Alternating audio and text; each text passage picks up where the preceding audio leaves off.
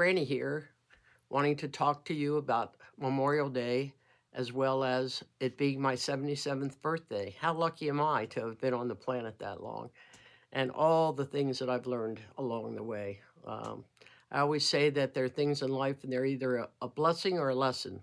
And I've had lots of blessings and I try to remember that on a daily basis.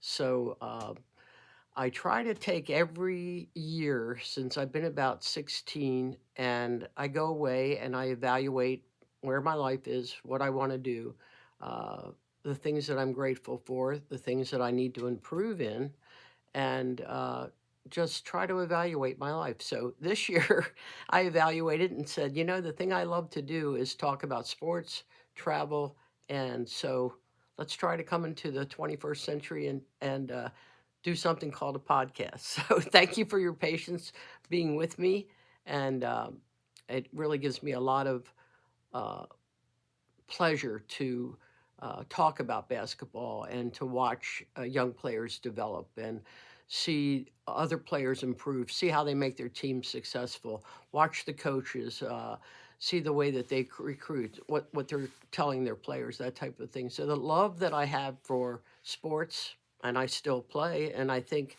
at 77, I play pickleball as well as I teach swimming and I swim. So I think the key as you're aging is to stay active. You really need to stay active if it means that you're just walking. If you're walking, take 15 steps and let that be a beginning and work it up to a mile or get a friend that helps you be accountable. That's what pickleball for me is. If I'm telling somebody I'm going to be there, I'm going to be there. So I'm playing 5 days a week and I just love it. I think it's a great sport. If you haven't learned it yet, be more than happy to teach you. So I think that's really important in your life. Find something to be thankful for every day and give credit for all the blessings that you've had in your life. And if you're struggling right now, know it's just temporary and that you'll get through this and that you can accomplish whatever you set your mind out to accomplish. So let's talk about Memorial Day. When I was a kid, Memorial Day to me was getting close to the end of school or school was out, and it was the time to go celebrate, go to the pool, go to the river, be with family and friends, and have a great picnic and that type of a thing. So until I really realized what Memorial Day is all about, and Memorial Day is about memories. It's remembering the people that gave their lives for this country. And, uh, can you imagine being a mother and having somebody come up to your doorstep and talk to you about your son or daughter being killed? So we have a lot of heroes that have been out there uh, that have given their lives for this country, starting way back when. We still have a long way to go as far as freedoms are concerned.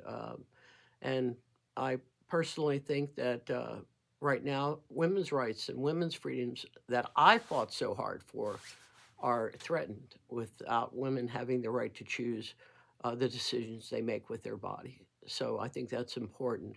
And I think most Americans realize that freedoms are something that we fought long and hard for, and we don't want to go backwards. I'll just speak to myself. The freedom of, when I was growing up, being a woman athlete was not an asset. It was like, women don't play sports. I mean, I can't tell you how long that I heard that when I was a little kid, even. And I just couldn't understand it because my body and my soul loved it. And I thought, no, I'm supposed to do this. And that's all I ever wanted to do was teach and coach. And I was lucky enough to have that dream come true. So, whatever dream you have and whatever memories that you want to create, know that you can do that. The past is the past. You cannot change it. You can only learn from it. The future is not foreseeable. And so you have to live every day of your life being grateful and thankful for the memories that you create along the way and for the things that you do with your life. So I know that my life was to be one of service, and I'm grateful for that. And it gave me such great joy all the way through. Um, Being a coach for 27 years, working with special needs kids in adapted physical education for another 17 years, so 44 years in education. And I still love to teach and coach. Ask anybody that I play pickleball with, they'll tell you, okay, coach. So it just, my eye directs me towards movement. And if I see movement that I can help somebody with and they want it, then I will help correct them. So what I'd like to say to you is think about the memories that you've had as a kid. Also, think about the heroes that went on before you. When I was young and growing up, there were no women's basketball heroes. I could only watch the men play, but I was drawn to the women that excelled at what they did. For example, I loved Billie Jean King. I can remember sitting on the floor watching her play Bobby Riggs and just rooting and rooting and rooting for her because of the pressure that she had on her to beat Bobby Riggs. And she always came through. She was just my hero.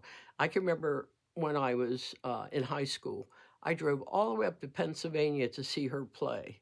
And then later on in my coaching career at Cal State Los Angeles, I got to watch uh, uh, Billie Jean King as she came to our conferences and to celebrate her induction in the Sports Hall of Fame and things like that. I got to sit and visit with her. How lucky am I? So she's been in my life 2 or 3 times.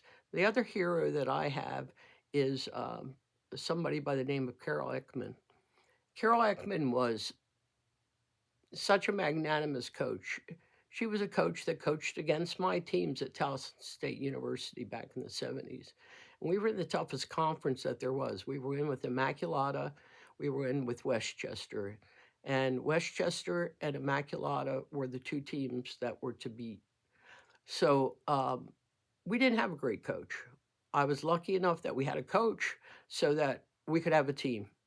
But we ended up coaching ourselves, and I had a lot to do with that, just being the point guard. And then we had, towards the end of my senior year, or in my senior year, we got a decent coach. But Carol Ekman was probably the most magnanimous coach that I've ever seen.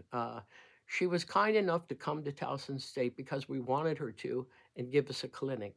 And she was so gracious in her comments and in her, after a game, if that we lost or whatever, and the line going through, she just say, Fran, you did a great job today. And I just want to tell you that, you know, keep working at it. You're doing great. So I always remember that when I'm coaching or whatever. When I see a great player, or I see a player that's working hard, or a player that's down, maybe they didn't have their full potential that day. That's the type of coach she was, and I was lucky enough when I was coaching that I was asked to come up to speak at the basketball awards ceremony and talk a little bit about Carol Ekman because those players never knew her. Although, you know, she was the coach that was in the first national tournament. I was in the first national tournament, 6-player for women's basketball and 5-player. So I learned a lot about the game. I have a lot of memories as far as making the transition from 3 dribbles. Oops, sorry, 3 dribbles to uh, unlimited dribbles. Used to be that you could only go across the court and that was it. And then you had to give it up. 3 dribbles, give it up. 3 dribbles, give it up. 3 dribbles, make a basket. 3 dribbles, cross court.